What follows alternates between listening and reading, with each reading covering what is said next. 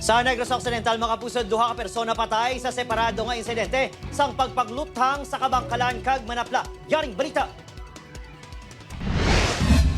Ginbawian sa kabuhi ang 32 anyos sa si alias Alim sang gitiro sang gwardiya nga si Jovan Alicante, 35 anyos sa Kabangkalan City Public Market.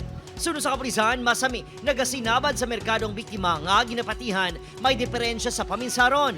Antes sa tabong insidente, ginpatay kuno sang biktima ang power line sa merkado Rason nga ginsaway sang gwardya.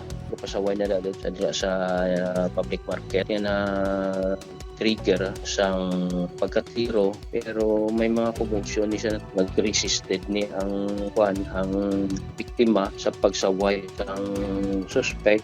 Gindala pa sa ospital ang biktima apang ginbawian man sa kabuhi bangod sa mga naagom nga patal nga pilas. Nagsungka kagyara na sa kustudiya sa kapulisan ang suspect.